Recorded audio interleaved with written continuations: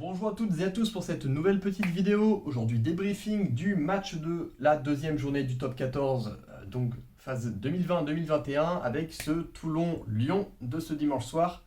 C'était donc la grosse affiche et pour entrer déjà dans le vif du sujet, la grosse information on va dire qu'on nous a affiché en tout cas, c'était Baptiste Serin qui a pris le poste de 10, notamment à cause donc des absences pour blessure de Anthony Bello, également Louis Carbonel qui était donc sorti sur commotion il y a une semaine.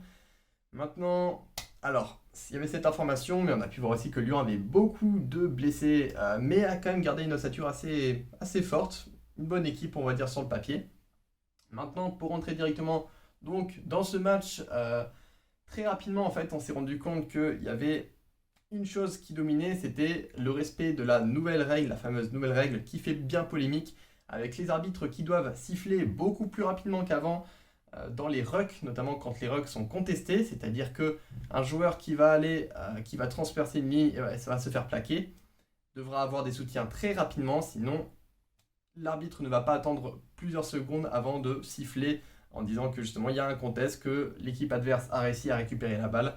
Là maintenant, c'est directement. Cette règle, donc déjà, en effet, il y a pas mal de polémiques là-dessus, sur le fait qu'elle va peut-être un peu freiner le jeu, ce qui n'est pas forcément faux. Maintenant, les équipes doivent quand même s'y adapter, et pour le coup, c'est Toulon qui s'y est beaucoup mieux adapté que Lyon, et c'est ce qui a fait la différence, je pense, en ce début de match, puisque Toulon a été énormément pénalisé. On rappelle qu'ils ont pris 5 cartons jaunes à cause des rucks dans ce match, et notamment ils ont même pris d'ailleurs plusieurs essais de pénalité. On peut dire aussi que Toulon, en fait, eux ont réussi à pallier un peu à justement à cette nouvelle règle avec des zones vraiment de densité, c'est-à-dire qu'on voyait à un moment que tous les avants étaient regroupés à peu près aux mêmes endroits, ce qui faisait que dès qu'un joueur perçait, en fait, il y avait toujours des avants en mouvement autour, donc toujours quelqu'un pour venir accompagner le joueur et le protéger, et au contraire en défense, toujours une deuxième personne pour venir gratter.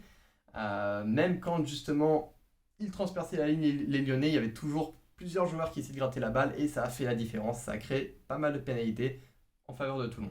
Même si les Lyonnais individuellement ont été plutôt bons, même notamment Laborde qui je trouve donc a fait un plutôt bon match pour un jeune, je pense que c'est assez prometteur. De chaque côté il y a eu des très bons matchs, même les Toulonnais il y a pas mal de nouveaux Toulonnais qu'on n'avait pas encore pu voir en jeu et là je pense que ça a été assez percutant. On a eu des joueurs qui justement ont pas mal créé des différences. La première mi-temps est marquée par le fait que donc Toulon garde pas mal la balle et met énormément de rythme.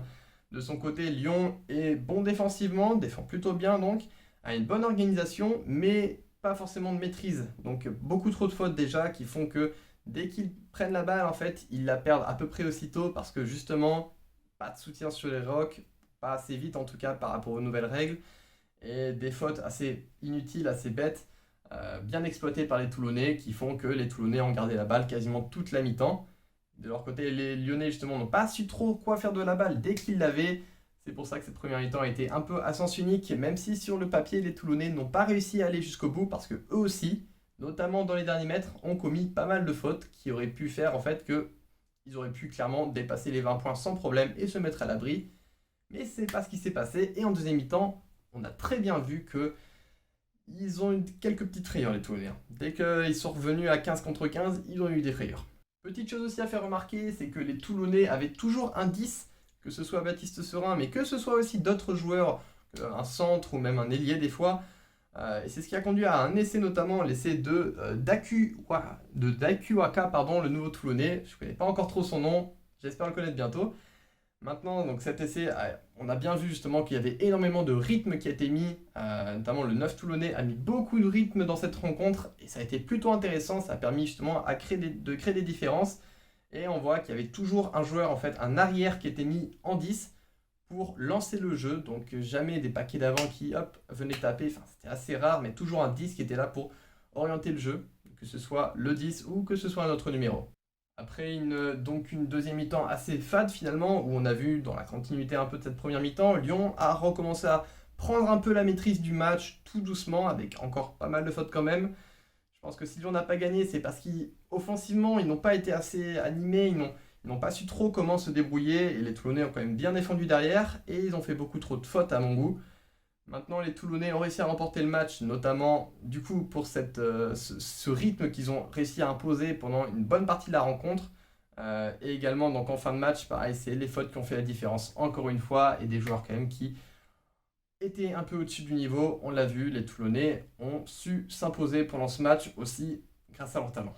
Merci à vous pour ce petit débrief, et puis j'espère vous retrouver dans une semaine pour un débrief, cette fois-ci des phases finales. Donc on aura Toulouse qui affrontera le Ulster notamment, une autre confrontation en Champions Cup entre deux équipes françaises, et également la Challenge Cup avec plusieurs équipes françaises, dont Toulon justement, pour des matchs assez intéressants. Je crois que c'est les Scarlets qui vont chez Toulon. On en parlera bientôt.